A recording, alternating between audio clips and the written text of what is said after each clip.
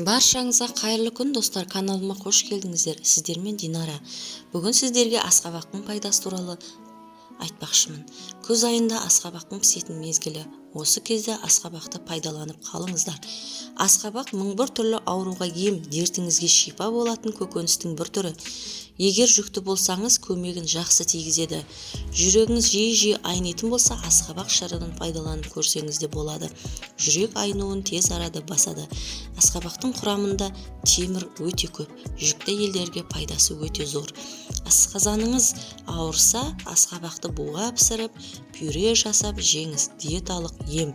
Бүйрегіңіз ауырса, асқабақ шырынын аш қарынға ішіңіз.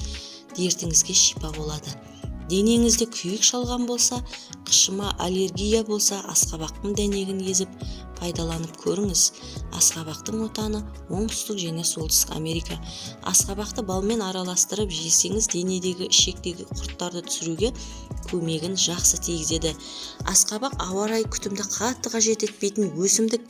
Асқабақ көз ауруына, қан аздыққа, бүйрек ішіңіз қатып қалған жағдайда сізге көмегін жақсы тигізеді. Диетологтардың өзі артық салмақтан арылуға асқабақты көп мөлшерде жеуге кеңес береді. Асқабақ майдан арылуға жақсы көмегін тигізеді. Егер қаныңыз аз болса, асқабақ шырынын ішуге кеңес береді. Асқабақтың ішінде темірдің мөлшері өте көп. Асқабақ ұлпасында кальций мен калий дәрумендері өте көп. Көзіңіз нашар көретін болса, асқабақ шырынын күнделікті қолдансаңыздар болады. Асқабақ шырынын сәбіз шырынымен алмассаңыздар да болады. Сәбіз шырыны бүйрекке өте пайдалы.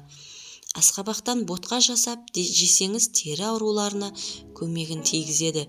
Кешкі уақытта асқабақ шырынына балды қосып ішсеңіз, ұйқыңыз тыныш болады. Жүйке жүйеңіз тынышталады. Жүрегіңіз ауырса, асқабақтың дәнегінде магний өте көп. Магний жүрек бұлшықетін жақсартуға көмегін тигізеді. Асқабақ мың бір түрлі ауруға ем. Егер видеом ұнаса, лайк басып каналыма тіркеліп кетіңіздер достар.